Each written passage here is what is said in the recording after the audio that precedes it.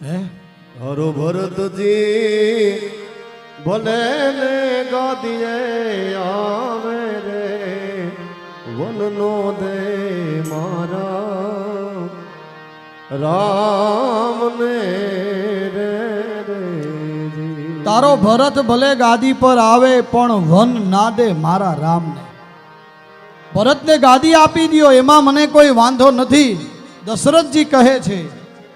અને આમ પણ એને શું કીધું હતું કે રામ મારો પ્રાણ છે. પણ સાચી વાત ત્યાં બીજી છે. શું વાત છે ખબર છે?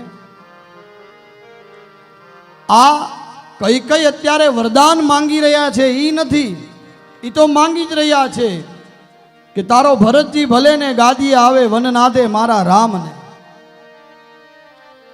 પણ ખરેખરમાં ઓલા શ્રવણના માતા પિતાનો શ્રાપ છે. એટલે કર્મમાં પ્લસ છે, માઇનસ નથી.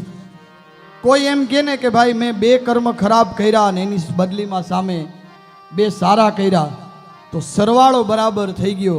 સરવાળો બરાબર થતો જ નથી. ખરાબ કર્મ એની જગ્યાએ છે, સારા કર્મ એની જગ્યાએ છે. એમાં પ્લસ માઇનસ છે જ નહીં.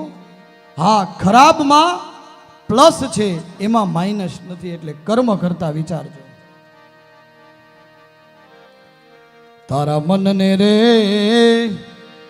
ફાવે તે બીજું માગી લેજે રે વન ના દે મારા રામને હો. તારા મનને રે ફાવે તે બીજું માગી લે ને રે વનનો દે મારા રામને રે. બીજું કંઈ તારે ઈચ્છા હોય તો તું માગી લે અને હું આપવા માટે તૈયાર છું. ખૂબ સમજાવ્યા પણ માયના. અવિચારી નાગણ તું સિદ્ધને સતાવે. અવિચારી નાગણ તું તો